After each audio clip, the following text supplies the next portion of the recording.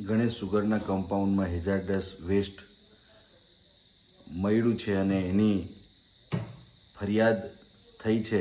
એનાથી આગ બબૂલા થઈને ચોર દરવાજેથી ઘૂસેલા કસ્ટોડિયન કમિટીના બની બેઠેલા ચેરમેન મહેન્દ્રસિંહ મૈડાનું નિવેદન જોયું. પોતાના પૂર્વજોએ ઊભી કરેલી સુગર ફેક્ટરી માટેની એમની લાગણીઓ હતી અને એના કારણે એ વહીવટમાં કરોડો રૂપિયાનો સુરતમાં વહીવટ છોડી અને ખેડૂતોની સેવા માટે વટારિયામાં આવીને બેઠા છે. એવી ગુલબાંગો મારતા હતા. 100 કરોડ રૂપિયા હું આ સુગર ફેક્ટરીને ઊભી કરવા માટે પણ લઈ આવીશ, આવી વાહિયાત વાતો કરતા હતા. આજે તેઓનો પરિચય થઈ ગયો છે. મને તો લખીને વાંચતા એમનું નિવેદન જે હતું અને એમની જે બોડી લેંગ્વેજ હતી, જે ભયભીત દેખાતા હતા, એનાથી ચિંતા વધી ગઈ છે. મને એમ હતું કે આ સ્વર્ગસ્થ હરિસિંહ મૈડાના પુત્ર છે અને આ વિસ્તારના ખેડૂતોની લાગણી છે અને મક્કમ મનોબળના છે અને આ સુગર ફેક્ટરી વ્યવસ્થિત રીતે ચલાવી શકશે. પરંતુ આજે જે એમનો ચહેરો જોયો, એ ચહેરો જોતાં ચોક્કસપણે મને એવું લાગે છે કે આ સુગર ફેક્ટરી જે એમના પૂર્વજોએ હરિસિંહ મૈડાના અથાગ પ્રયત્નોથી શરૂ થયેલી, એ જ સુગર ફેક્ટરીને તાળા મારવા માટે તેઓ પોતે આવ્યા છે. જૂઠાણા ફેલાવીને સરકારના હાથા બની અને પાછલે દરવાજેથી વહીવટ લઈ લીધો. પરંતુ આજે સ્થિતિ એવી છે કે જે સુગર ફેક્ટરીમાં મારા શાસનકાળ દરમિયાન 6 લાખથી વધુ શેરડીનું પિલાણ થતું હતું, ત્યાં આજે 1 લાખ કે 1.5 લાખ ટન શેરડીનું પણ પિલાણ શક્ય નથી એવી સ્થિતિએ લાવીને મૂકી દીધી છે. વર્ષોથી એક જ ગાણા ગાય છે કે પૂર્વ ચેરમેનના ભ્રષ્ટાચારના કારણે સુગર ફેક્ટરીને ખૂબ મોટું આર્થિક નુકસાન થયેલું છે. 85 કરોડનો આરોપ લગાવનારાઓ જે ચોકસી અધિકારી હતા, એ ચોકસી અધિકારીને 10 લાખ રૂપિયા જેવી લાંચ આપીને કયા 5-6 આગેવાનોએ 2-2 લાખ રૂપિયા ભેગા કરી અને એ ચોકસી અધિકારીને ભ્રષ્ટાચારના રૂપિયા પહોંચાડેલા અને ખોટા રિપોર્ટ તૈયાર કરાવેલા હતા, એ પણ એમના જ વર્તુળોમાંથી જાણવા મળે છે.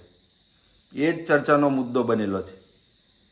ત્યારે નકશીક પ્રમાણિક હોવાની વાતો કરનારાઓ ભ્રષ્ટાચારનો આશરો લઈ સરકારના છુપા આશીર્વાદથી ચોર દરવાજેથી આ સુગર ફેક્ટરીના વહીવટમાં તો બેસી ગયા, પણ તેઓને જરા પણ ગતાગમ નથી.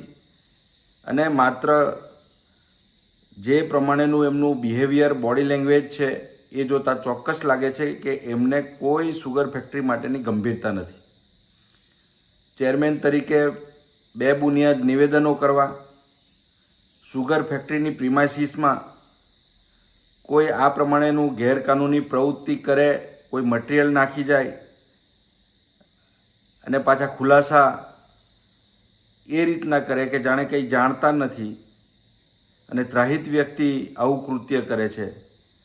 તો હું એમને પૂછવા માગું છું કે ત્રાહિત વ્યક્તિ કોણ છે? એ જીપીસીબીની રેકર્ડ ઉપર છે. જીપીસીબી તપાસ ચાલુ છે, પોલીસ ઇન્ક્વાયરી પણ ચાલુ છે અને એ થોડા જ દિવસોમાં બહાર આવી જશે.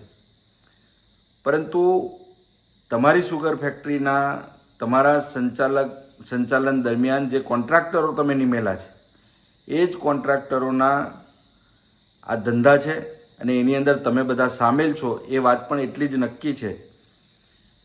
તમે સ્વીકારો કે નહીં સ્વીકારો, વિડીયો ફૂટેજ મીડિયાના માધ્યમથી, સોશિયલ મીડિયાના માધ્યમથી લોકોએ જોયા છે અને આજે નહીં ને અઠવાડિયા 10 દિવસની અંદર જ્યારે તપાસ પૂર્ણ થશે ત્યારે દૂધનું દૂધ અને પાણીનું પાણી થઈ જશે. તમે લોકોને ગેરમાર્ગે દોરીને અભિરાજ એજન્સીની જે વાતો કરો છો કે અભિરાજ એજન્સીએ કરોડો રૂપિયાનો સુગર ફેક્ટરીની અંદરથી વહીવટ કરી લીધો, કટકી કરી લીધી, ત્યારે હું તમને પૂછવા માગું છું કે તમે જે સુગર ફેક્ટરીની આર્થિક સ્થિતિમાં મદદ કરવા માટે 100 કરોડ રૂપિયા હું ભેગા કરી દઈશ, આવી વાહિયાત વાતો કરતા હતા, ત્યારે આજે એ વાયદાઓ તમારા પોકળ સાબિત થયેલા છે.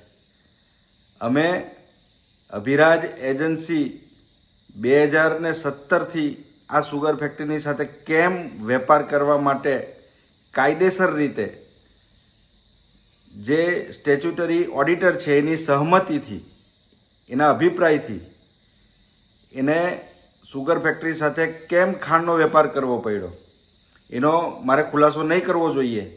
પણ તમે જ્યારે આટલું જોરથી બોલો છો અને જૂઠું બોલો છો ત્યારે એનો ખુલાસો મારે આજે કરવો પડશે કે તમે જે રીતે છેલ્લા 2015ની ચૂંટણી પછી જે કારસાઓ ઘડેલા હતા અને એની અંદર ભારતીય જનતા પાર્ટીના સહકારી આગેવાનો પણ જોડાયેલા હતા અને સરકાર આખી જોડાયેલી હતી, અને તમે એના હાથા બની અને આ સુગર ફેક્ટરીને આર્થિક રીતે કોઈ મદદ બેન્કોમાંથી નહીં મળે એના માટેના ધમ પછાડા કરી મૂકેલા હતા.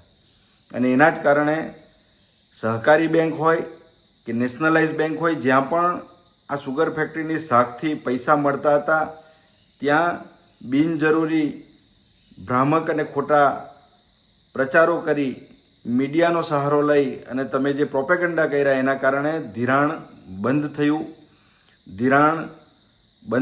એના કારણે સુગર ફેક્ટરી, જે કરોડો રૂપિયાનું ટર્નઓવર ધરાવતી સુગર ફેક્ટરીને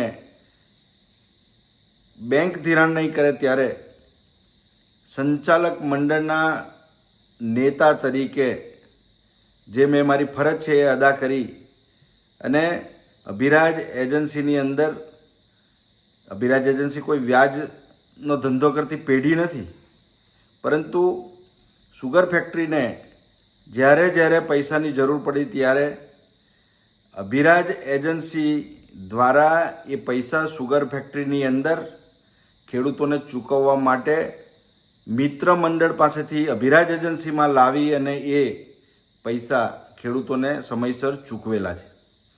તમારી જેવી વાહિયાત વાતો કરી અને સુગર ફેક્ટરીને કે ખેડૂતોને લોલીપોપ આપવાનું કામ સંદીપ માંગરોળે જિંદગીમાં નથી કર્યું, કરશે પણ નહીં. અને ગમે તેવા પ્રવાહની અંદર સરકારની સામે લડવાનું હશે, સહકારના નામે ડકેતી કરનારા તમારી જેવી જે ચંડાળ ચોકડી છે એની સામે લડવાનું હશે તો પણ ડરશે નહીં. અને સભાસદોના હિતમાં, ખેડૂતોના હિતમાં, પ્રજાજનોના હિતમાં અવાજ ઉઠાવતા રહીશું. તમારી તાકાત હોય તો આજે પણ કહું છું કે 2021માં જે તમે બનાવટી ફરજી ફરિયાદ કરાવેલી હતી અને મેં કહ્યું એમ કે ચોકસી અધિકારીને રૂપિયા આપી અને ખોટા રિપોર્ટ તૈયાર કરાવીને આજે એવી હાલત થઈ છે કે આજે મેટર સબજુડાઇઝ છે, જેથી હું મારી મર્યાદાને કારણે બોલી શકતો નથી.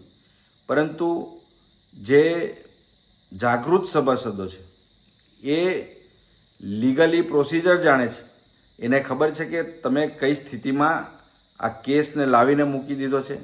આજે 4-5 વર્ષ થયા પછી પણ હજી આજે પણ તમે કોઈ પુરાવાઓ આપી શકતા નથી અને એના કારણે લખેલું વાંચી અને તમારા જે કહેવાતા દોરી સંચાર કરનારા તમને જે લેભાગુ લોકો છે કે જે ભૂતકાળની અંદર મારી પાસે પણ આવીને લાખો રૂપિયાનું ધિરાણ લઈ ગયેલા હતા અને એ ધિરાણના બાકી પૈસા એમના જામીનોમાંથી વસૂલ કરવામાં આવેલા હતા, એવા લોકો આજે સલાહ આપવા નીકળેલા છે. અને એ સલાહના આધારે તમે સુગર ફેક્ટરીને ડૂબાડવા માટે નીકળેલા છો, ત્યારે તમારે એમનાથી ચેતવાની જરૂર છે.